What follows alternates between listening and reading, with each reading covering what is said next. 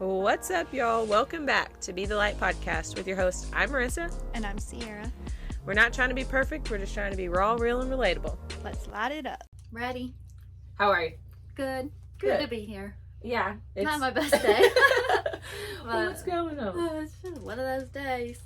Yeah. I don't know. You just wake up mad, like, for no reason, seemingly. Yeah. But it's fine. It's a Monday, that's for sure. Yeah. I feel like I have not been able to breathe for like the last 3 days. Jordan woke up sniffy this morning, or Stephanie. Oh, not literally. But yeah, the weather change is definitely. That's definitely been a. What did you say? You said. I've not been able to breathe. Oh, okay. Like I've had so much stuff going on since. Same. All last week, all weekend, and I'm just like waiting on Wednesday because that's my last day of work. And your birthday. And my birthday. And then I have a few days to do whatever I want to do. So that's nice. I'm waiting on it because today was just, I had Mount Everest on my bed to put away and all this stuff at home to do. And I started a business and. What? Yeah. Dang. And so that's kind of taken off. I've got 2 people in the books already, and Tan actually set it up yesterday because I got my hair did, and set it up and like cleaned the white inflatable. So for those who don't know, I started a party rental business, and I'm renting out inflatables, and the all white bounce house needed to be cleaned. So he did that, and then got excited and popped up the other bounce house and was working on that one. So is this like y'all are doing it together kind of thing, or? Well, initially it was just me, but he can't help himself. Yeah, yeah, and I mean he has his own business too. But in the meantime, if he ain't doing that, he says he's gonna help me, which Sweet. I honestly didn't realize how heavy these things are. And I thought about it, so I do kind of need him a little bit. But I told him if he ever has his business going on, like, don't worry, I'll get it taken care of. My brother's always there to help. Somebody's always there to help. So we'll make it happen. But yeah. Fun. So that's exciting, but it's a lot to learn. Even like setting up an LLC and stuff. Like, it's just crazy. And then like your rental agreement, like you said. Yeah. I was like, oh shit, you got a rental. Yeah, I had to make one of those, but then I noticed after sending 2 out, I think I want to tweak it a little bit. Well, that's how you learn. I mean, you're a small business starting out, so you got to learn through trial and error. Yeah, so our small business shout out's gonna be me. We need to start doing that again. Yeah, we haven't been doing that. Well, what you got? I had my first Hebrew class. How was on that? Friday. It was a lot. So how do you say the first letter? Like, what is it? It's Aleph. Aleph. Okay. Yeah. Aleph. Aleph. Okay. Look. Aleph. Yeah. Okay. And so they read right to left. So do they start at the bottom of the page? Well, they start at the back of a book. Like, if this is their book, they would start, like, from so here. I'm guessing they would start at the bottom. And so when I'm trying to write, I'll, like, start over here, but halfway through I'll forget and write the other way. And same with, like, I don't know. It's wild. But it's cool. It's really, like, and this class is more for just, like, revealing God's glory. It's not really, like, there's no test or, like, we're not expected to speak a sentence at the end of it or whatever, but that's cool. But when she was on a couple months ago or whatever, and she taught us, which one did she teach us? Oh crap, it may have been that one. She probably did the olive in the top, which is the first and the last letter of the Hebrew alphabet. That was just there was so much in these, like, if you don't know, it looks just like some, like, kind of Chinese drawings or something. It's like it's a pictographic language. So I mean, if you think about it, it makes sense because it's from way back then, and so they didn't actually have letters, so they drew pictures. Kind of like caveman drawings, but maybe it was Hebrew. That's crazy. That's kind of where my brain went. I was like, so caveman is actually Hebrew. Okay. So yeah, that was what I did on Friday, and then I pretty much slept the rest of the weekend. Like actually on Saturday before, this is probably why I slept the rest of the day. I was an equipment operator at the church. Oh. They called in reinforcements to cut down some trees, and they had one of them big old chippers. And so I pushed the button anytime they needed to throw some wood in there. Nice. Yep. So my parents actually a couple of years ago, they had like 7 or 8 big old trees fall down, and so they had to get one of those, and that was the first time I ever like been up close to one and like shoved some trees in there. It's kind of really freaking scary. Yeah, well, and I kept like, I was like making sure their hands were out the way, like they didn't get caught up in the limbs and get stuck to some Final Destination. Yes. That is what was literally going through my brain. Yeah, I agree. Those things are crazy. And Corey was up on the little lift thing to cut the limbs down, and he was moving that sucker around like a golf cart, like from way. I was like, but doesn't he like do that? He can literally run any kind of machine. He picks up stuff like nobody's business. That's crazy. I've always said I wanted to learn how to run a machine. They make good money, like especially if you have your own. Look, here I go. Always trying to make some money. Oh, anyways. That ambition. Yeah. Well, I mean, you need about 7 or 8 streams of income to really freaking make it. That's why. I guess. Something, or one massive income. Yeah. I don't know. Anyways, I forgot my book. But do you want to go into the book? Because it was really good. Yeah. What day are you on? Day 2. Okay. Yeah. Same. It's been a week and a half. I've done 2 days, but hey, who's keeping track? We are, I guess. But not really. Yeah. Not at any certain pace. Yeah. It's really good though. All right. So day 2 is it's titled Undisguised. And let's see, it says the first century Ephesian culture was well acquainted with the spiritual realm. Most everyone who lived in the Mediterranean world during this time period believed evil spirits existed. They didn't spend time trying to determine whether or not a spirit world was real, but rather how to manage or hinder the beings who lived in it. And then it says, check out Paul's experiences at Ephesus in Acts 19:11 through 41.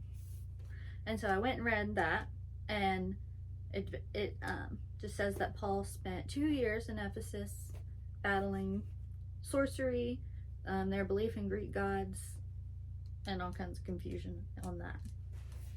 So, her first set of questions, to bring it back to like today's time, is that we tend to make one of two mistakes when thinking about the enemy or Satan, and it's we overestimate him or we underestimate him. Mm-hmm. We're either like, oh, the devil's around every corner, right? Or like, oh, that cup, yeah, and it's like the enemy, people like that. Uh-huh. And then there's people that underestimate him and kind of just like, oh, like kind of like don't like think he's real, I right? guess, in a sense. And so then she asked, within your sphere of influence, which one do you think is most prevalent? I said I overestimate. Yeah, that's what I put too. Because I feel like I kind of do, like, and maybe it's not overestimating. I don't know. Well, see, I give him too much credit. Yeah. Like, yeah. That's what I'm. Maybe that's what it is for me too. Like, instead of I don't know, just kind of being like, well, like today, I'm like not feeling good, and I'm like, oh, the devil's been on me all day long. When in turn, I could have been like, at just some point, been like, stop, like, nope, not anymore. Right. Well, and I tried, and he kept coming back and back, and so like, I don't know. In that sort of I don't know if that makes sense or not.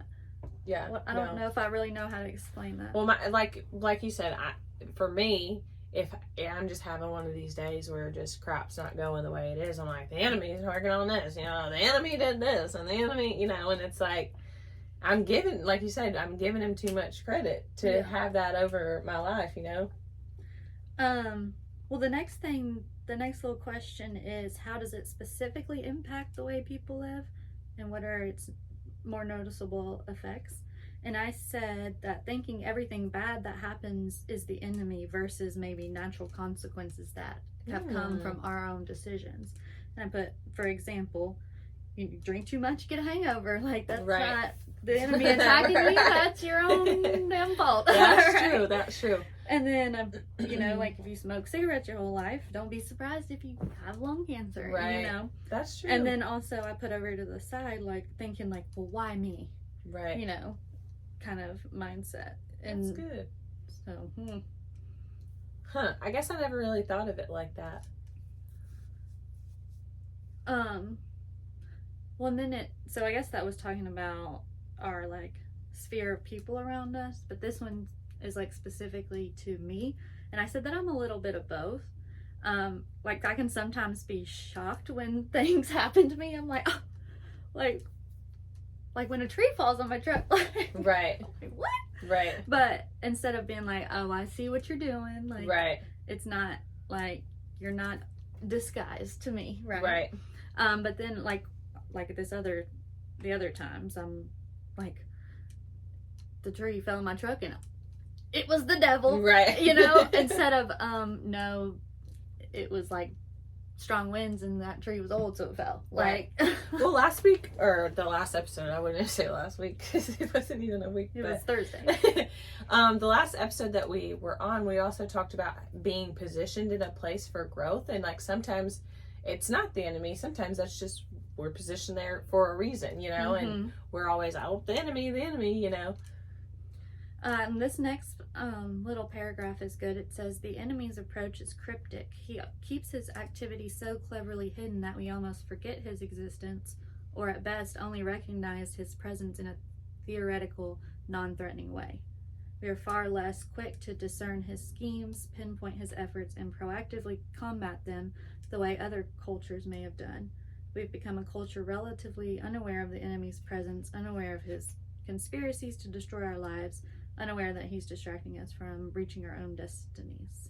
And I think that's true because he just used, like, if you think about the idols in our world, it's right. money, right, like sex, like all these things that are desirable and pleasurable to us in a natural aspect that people don't even think like same thing is with bad. Artists, like people who you listen to. All right. And then, let's see, was it this page? Okay, so I've been putting like little stars back next to things like, I want to make sure I read this. But then I was about to just star this whole page, so I'm just going to read it. Hang on. But I skipped several pages, so we might need some context.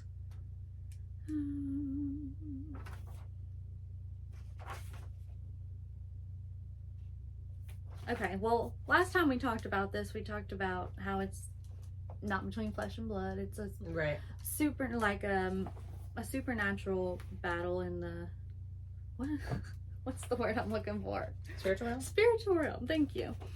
And so this page starts out, turns out you're not such an earthling after all. For though we walk in the flesh, we do not war according to the flesh. That's 2 Corinthians 10:3.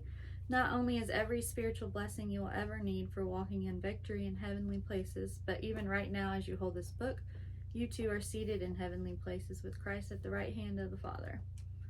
So then it says, pause and let the worship fall over you from that statement. You are not just present in heavenly places, you are sitting down in those heavenly places. In ancient times, being seated was a symbolic posture of a king whose army had already been victorious in battle. Instead of standing, pacing, worrying himself to death, he would park himself on his throne as a visible statement of his complete and utter triumph. And I think that's really good because that goes back to the last time that we were talking about it.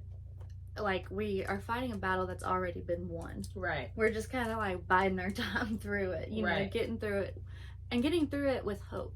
Right. Which I think is like a huge thing. Like, people don't, whenever they're not understanding why people have so much like faith in God, and because bad things are still happening, and it's like, yeah, they are, but we have a hope. Right. Like, it's not hopeless. It's not like, if you think about people who aren't maybe so close, they're like so brought down by the news, or like something will just spin their world off, and like, I don't even watch the news anymore because, I mean, it's depressing. It is, and it's bad out there. I know it is, and I mean, I'm not completely oblivious to everything that's going on, but it's like, I'm just not worried about what the world has to say is going on. Like, I want to hear like what's actually going on in my communities with like my friends and like sisterhood, like we've been talking about. So okay, so let me ask you this, talking about overestimating and underestimating or giving him too much credit. I've always felt like the media was part of the enemy. Like, and do you feel like that, or do you like? I don't know. I just feel like I think he has a big hand in it. Okay. I think, what's the saying? It's like we're the silent majority. You know, and it's like, so he's loud and obnoxious and knows. But I think there's more of us around that, like we've been talking about, that are needing that relationship and like are sick of like the internet. Like I feel like everyone's kind of at the same spot, just desperate and hungry for something to believe in, something real, something true. You know, but it's that small percentage. Like he's a loser already. Like you know, but he's just louder than us, which is what we're doing here in the microphones is like trying to raise our silent majority to not silent. Right. That's like, you know, back. Whew. What? That was a lot. Oh. I was like, what? You okay? No, back. You sent me this video over the weekend of this NFL player speaking out on, you know, live television, and I remember at one point, like, nobody was really allowed to talk about it. Like, you would kind of get banned we would have never saw it. Right. Yeah. And like now, not only him, but I've seen, you know, when that, I can't remember, the NFL player, Young, went into cardiac arrest, you know, the speaker just started praying on live TV, you know, like that. But it took him a while to get there. Like, it wasn't right away. Like, it was like after so many people were shocked and were like, oh my gosh, like this kid could have just died on this field. Right. Like, what else do you have to turn to in a moment like that? Right. But prayer. Right. Hope. Jesus. Right. You know? But I like that it's on the media because I'm glad there's he so did much push. Step up and like do that. That was awesome. But I mean, I was just like thinking about it while you're talking about it, is it took a while to get there. Right. Like, it was like an hour, because I was watching that game literally, like, because like I said last week, if there's a game on, I'm gonna watch it. And it was Thursday night football, because we were in bed. Jordan was already asleep, and I just remember like it happened, and I saw him like fall in real time, and I was like, oh my, like that did not look good, whatever that was. And then they just kind of like kept going, and then went to commercial, and then came back, and there was an ambulance. Like, everything had happened, and I remember being like, oh my god, like smacking Jordan and being like, you gotta like get up, because like there's something serious just happened. Like, yeah. So, but then I do remember hearing that guy pray, and I remember thinking, like, when he was praying, I was like, please just say Jesus. Say Jesus' name. Say in Jesus' name. Right. But I think he just said amen or something like that. Oh, did he? Yeah. But I was like, come on, Jesus. Come on. Was that all you had to say? Yeah. I was just thinking, like, I don't know. Even if it did take him a little bit, you know, like, we tend to hold back sometimes, maybe out of fear of, you know, what could happen. But because he was probably contemplating whether he'd lose his job or not. If probably. He did that. And that's crazy that you have to contemplate that. Well, that's that's the world. That's the devil. Right. Yeah. But you were talking about that Saints player, and he was in like the post game, whatever, interviews, and you were talking about how it was cool that we're seeing more and more in that, and how, you know, we never would have saw it before, but now, because I think there is such a need for that out there, and there's so many more ways. Like, everybody's pulling their phone out at every single thing, you know, like, and the media doesn't have as much control. True. I mean, I feel that, because it's not just television type of thing. Yeah. Right. And like, I guess that is a good part of social media, but again, it's the louder agenda gets pushed at us. I never thought of it like that. Okay, sorry to derail you.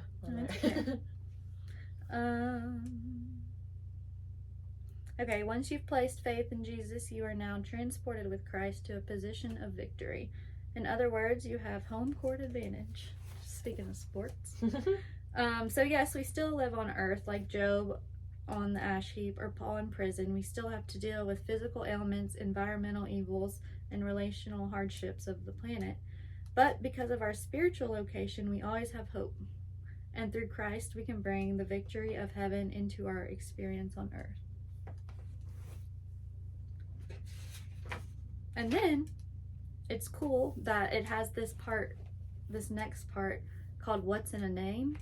I loved that part. And it just has 8 different names for the enemy: Satan, devil, Lucifer, tempter, ruler of the world, prince of power of the air, prince of darkness, accuser, and father of lies. And it was cool because in my Hebrew class on Friday, Suzanne broke down what the Hebrew word for all those are, and it has 2 meanings. So Hebrew's all about context, and it says enemy. The Hebrew word enemy. I would try to pronounce them, but honestly, I don't know. Starts with Aleph, which is the first letter of the Hebrew alphabet. In the word enemy, you see how the Hebrew letters can work for good or bad, but they continue to mean the same things. In the Hebrew word enemy, God gives the definition of it and how to overcome it. Enemy is oyeb. Oh, there we go. Oyeb. Here's the breakdown of it. So, let me read that. God gives the definition of it and how to overcome it in the same word. So, the enemy's name also means how God is going to defeat him. Right. And so... That's insane. It's so much. It is. And so, on the definition of it, I guess, it means the enemy is a strong leader and the prince of the power of air. He wants to secure his victory over God by separating us from the household of the Son of God. Okay. And then how to overcome it, and the other aspect is the strong leader who is our deliverer, the Prince of Heaven. He has secured his victory over Satan and sin with an iron nail. This mighty divine deed vanquished our enemy Satan and all his unholy hosts, and secured for us a place and a position. The place is heaven, and the position is as sons and daughters of the Most High God. That's all in one word. And that's all in Oyeb. So there's 4 letters, starting with Aleph, which is the strong leader part. I know that. That's how far we got. And then, it's crazy stuff. Okay, so my question is... I don't know. You probably don't, but maybe you can ask Suzanne. Is how do you know when it's talking about the Lord's plans versus what the enemy had planned? Or the Lord's plan to, I asked her that question, and she said you have to use context around. Okay. Context clues. Yeah, they're big on context clues. Yeah. Pictures, remember? Yeah. Okay. Interesting. All right, so my actionable intel for this week. The enemy's number 1 tactic is deception. He will make his agenda look good, flashy, and desirable, but we have already won because we are already positioned in a victory spot. With Jesus at the right hand of God, let us use this position with our authority, a blessing from the heavenly places to reveal God's glory. This doesn't mean we won't face hard times, but in the hard times, the enemy won't win because we have hope, because we have already won. Yeah. I'm just thinking. And I'm just thinking about times where I didn't have hope. And I was so defeated and I was just so beat down, and I, and now I also think about the times where crap just gets crazy, and I have this hope, and it's it's completely different. We've talked before, how I handle situations and how calm I am, and just how much peace I have, knowing crap is crazy versus how it used to be back in the day is just insane. It's absolutely insane. Yeah. And it's hard to explain too. It is. It and honestly, like, you can explain it to somebody and you're gonna sound nuts until somebody just really tries it and like understands it and, you know, goes after it themselves. And until you do, you're not gonna realize. Yeah. But also, I also feel like it takes kind of you coming to some form of rock bottom and realizing you need something more. Like, there's something more, and then kind of seeking that for yourself, you know? Yeah, like when the guy was laid out on the football field and nobody else knew what to do. But one guy was like, maybe let's pray. Yeah. I mean, let's try that. Yeah. You know, maybe these Christians aren't so crazy. And dude's back in the building, like he's working out and he's playing football again. Yeah. 24 years old. I know. That's crazy. And I was like, and that actually just happened not too long ago to LeBron James's son, I think. Oh yeah, on the basketball. I heard about that. And he's like 19. Yeah. It's like, well, these athletes put through a lot. Yeah. It's insane. Yeah.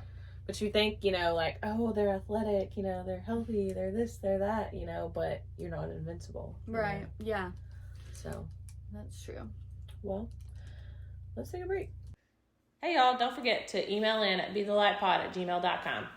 Love you. Bye. We're back. You want to do blessing the lesson? Sure. All right. Blessing. Made it to my birthday week. Woohoo! I'm excited. You know, I just pray that the Lord still carries me into my birthday. But I'm blessed to see it this far. And another lap around the sun. Yeah, we're getting there. Oh, I went to Tanner's parents over the weekend for like to do my birthday and stuff. And his dad tried to say, how are you gonna put 32 candles on the cake? Hold up. I am not 32 yet. My brother's birthday was last week, and he's several years older than me, and I always joke with him about it. And I was like, happy birthday, love you. And he's like, thanks. I was like, 50 question mark. He sent back the middle finger emoji. Oh, that's funny. What's your blessing? I think my blessing of the week is I meant to share this. So, you know how we were talking about the worship at conference and how like we let loose and we're like, we can't let the enemy hold us back again. Right. Well, here I am in church Sunday morning fighting my flesh again. Like, just, you know, like, I don't know what it's literally just like. Is it the enemy? The enemy's got a hold on us. I feel you. And I was like, because there was a couple moments where I was feeling it, but I got to shaking like I always do, and I was like, what is wrong with me? And I was like, okay, God, play gratitude next, and I will like I'm over, like I'm letting loose, and like the guy who does the music, like he doesn't always do the same songs, and no rhyme or reason to. And what do you know? Gratitude. I was like, I've done that with Another in the Fire. I'm like, okay, Lord, like, you know my song, and then it comes on, and I'm like, just full blown tears, and I'm like, well, I was like, oh my gosh, you're kidding me. He's like, you're gonna let loose today. So that was my blessing, because God's like, oh yeah, I hear ya. Come on, girl. I don't know why the enemy wants. Well, I guess I do know why the enemy wants to get off, but it's like, get away, because I want to freaking worship, you know? Right. And it was, I don't know, it was wild. That's pretty cool. It was a little God wink. Yeah. Full circle moment. Yeah. My lesson.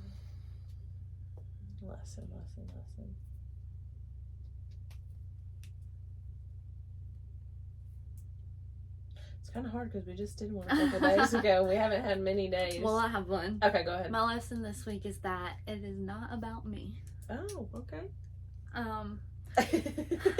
Sometimes, you know, you feel like you're really chasing after what God has for you, and you're doing all the things that you could possibly do, and then something great happens, and then somebody just comes in and just takes all the like, oh, that's great, I'll take that, thank you. Right.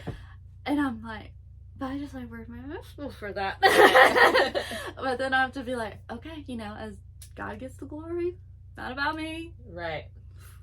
I feel you. So. That was a good one. Okay. It's not about me. It's not about me. And, like, I don't know, just sometimes you get, I mean, this is what, like, the walk with God is like, is you lay down your life for others, right? Right. And sometimes others just walk right over you. Yeah. And they don't look twice. And they're like, what about me? And but it's all, like, it's just. No, I feel you. That's good. It's a good lesson. I'm going to have to use that next week. Because that's really good. Okay. Well, I learned it hard. Well, you know. Yeah. Lesson for me is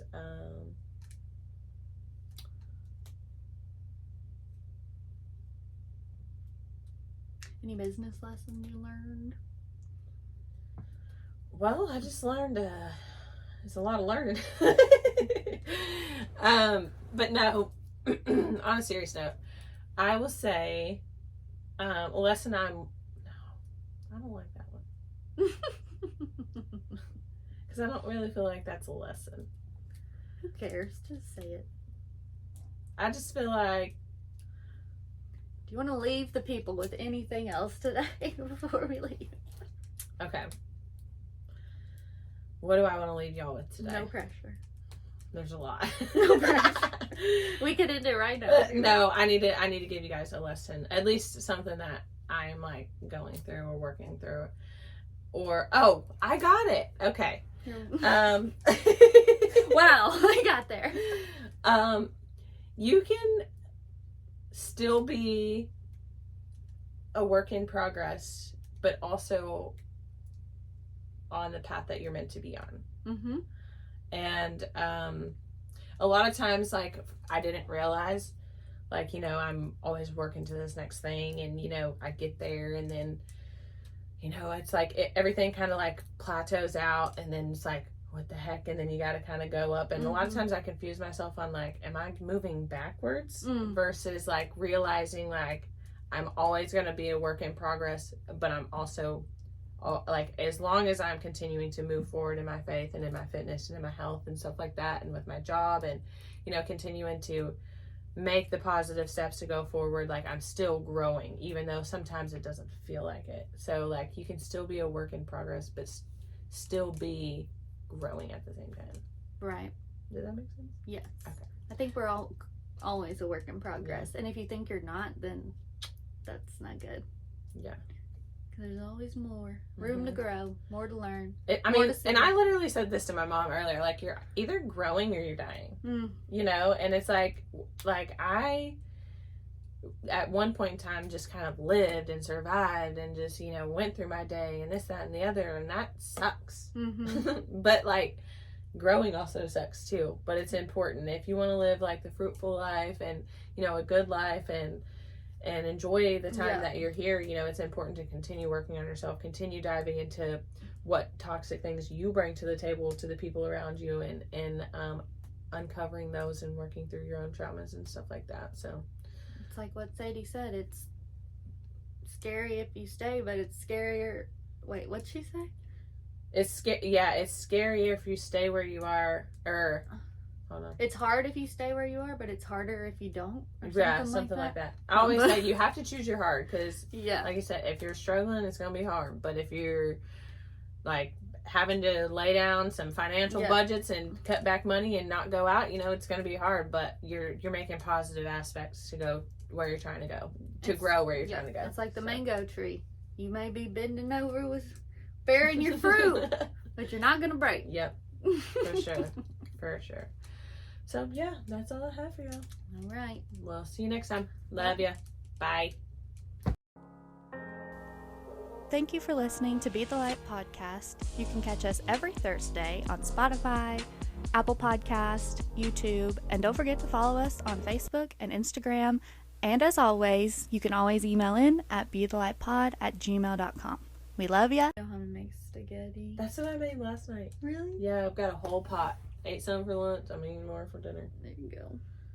Oh, but you did remind me. I didn't make my garlic nuts. I need to make those. Yeah, we have Texas toast. One of my faves. Can't have skitty without it. I know. You know, Do you season your hamburger meat? Mm-hmm. Like, what do you season it with? I use Cavender's. Ooh, okay. Tanner's mom made the best spaghetti, and then when we moved out, I didn't know what I was missing. Like, for the longest, I would make spaghetti, and I'm like, it doesn't taste like your mom. She's like, no, it doesn't. So I asked her, she seasons it with taco seasoning, and it is the freaking best. I will never not season my hamburger meat for spaghetti again. Oh, wait, without taco seasoning. I know what you meant. Yeah.